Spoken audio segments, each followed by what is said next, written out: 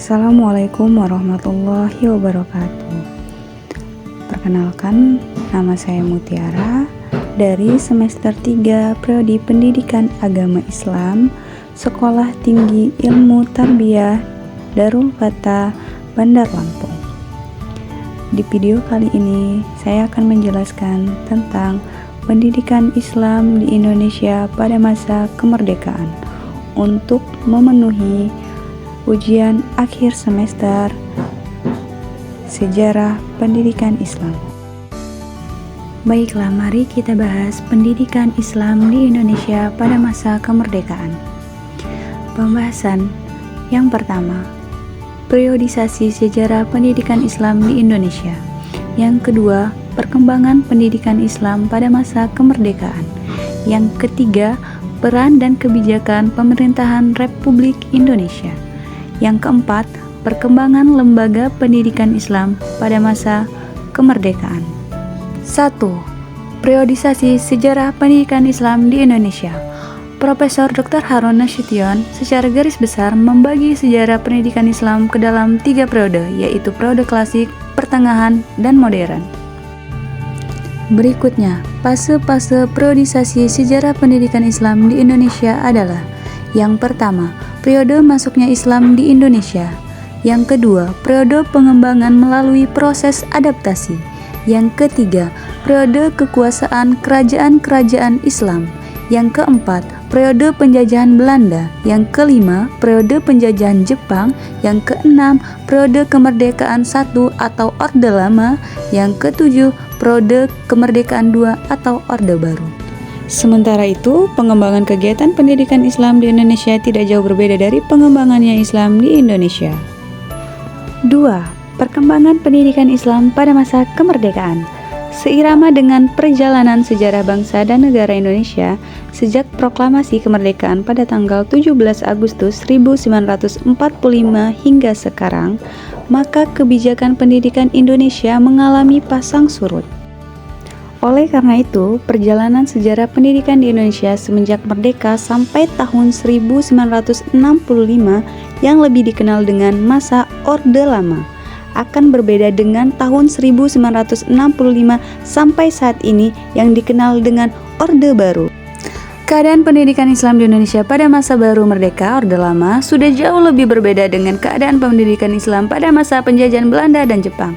Pendidikan Islam yang ada pada Orde Lama sudah tidak dimarginalkan lagi sebagaimana yang ada pada masa sebelumnya. Selain itu, penyelenggaraan pendidikan agama setelah Indonesia merdeka mendapatkan perhatian serius dari pemerintahan baik di negeri maupun swasta. Yang ketiga, peran dan kebijakan pemerintah Republik Indonesia.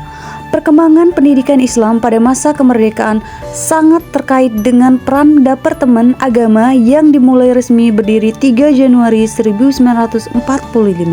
Tindakan pertama yang dilakukan pemerintah Indonesia adalah penyesuaian pendidikan Islam terhadap cita-cita luhur bangsa yang dibuktikan dengan beberapa hal, yaitu: yang pertama, menyesuaikan pendidikan dengan tuntunan dan aspirasi rakyat sebagaimana tertulis dalam Undang-Undang Dasar 1945 Pasal 31. Yang kedua, menetapkan landasan yang ideal. Pemerintah juga tetap membina pendidikan agama secara formal melalui Departemen Agama dan Departemen Pendidikan dan Kebudayaan.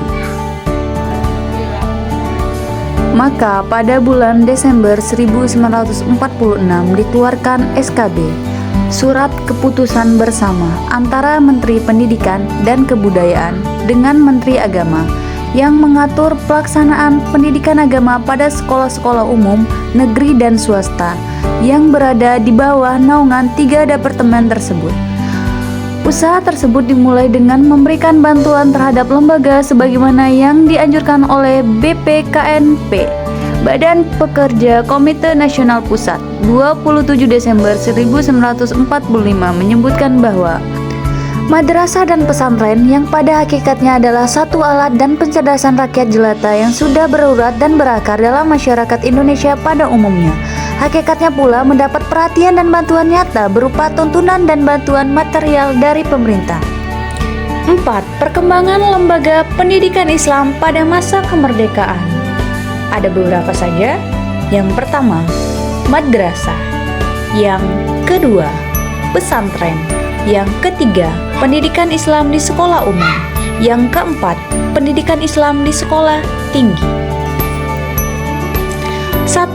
Perkembangan madrasah. Madrasah adalah salah satu lembaga pendidikan Islam yang penting selain lembaga-lembaga lainnya. Keberadaannya begitu penting dalam upaya meningkatkan kualitas sumber daya manusia dan menciptakan kader-kader bangsa yang memiliki wawasan keislaman dan nasionalisme yang tinggi. Pengembangan madrasah oleh Departemen Agama. 1. Diakui madrasah sebagai lembaga penyelenggaraan pendidikan formal sebagaimana isi dari Undang-Undang Nomor 4 Tahun 1950. Yang kedua, bertambah pesatnya madrasah-madrasah yang diakui sebagai lembaga penyelenggaraan pendidikan formal. Baiklah, lanjut yang kedua. Yang kedua, ada perkembangan pesantren. Pesantren merupakan salah satu lembaga pendidikan tertua di Indonesia dan sejarahnya telah mengakar secara berabad-abad. Sebagai lembaga pendidikan khas Indonesia, pesantren juga telah disepakati pernah menjadi sistem pendidikan Nusantara. Pada saat itu memang keberadaan pesantren tersebar dari pelosok Nusantara walaupun dengan nama yang berbeda-beda. Ketiga, pengembangan pendidikan Islam di sekolah umum. Peraturan resmi pertama tentang pendidikan agama di sekolah umum dicantumkan dalam Undang-Undang Pendidikan tahun 1950 Nomor 4. Hanya berlaku untuk Republik Serikat di Yogyakarta. Dan Undang-Undang Pendidikan tahun 1954 Nomor 20 berbunyi 1. Pada sekolah-sekolah negeri diselenggarakan pelajaran agama, orang tua murid menetapkan apakah anaknya mengikuti pelajaran tersebut atau tidak.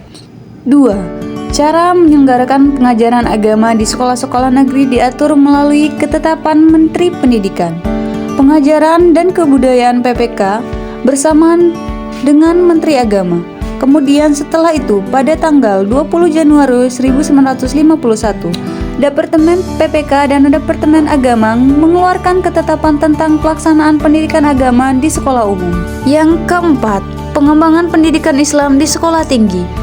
Aspirasi umat Islam pada umumnya dalam pengembangan pendidikan tinggi Islam pada mulanya didorong oleh beberapa tujuan. Yang pertama, untuk melaksanakan pengkajian dan pengembangan ilmu-ilmu agama Islam secara tingkat yang lebih tinggi secara lebih sistematis dan terarah.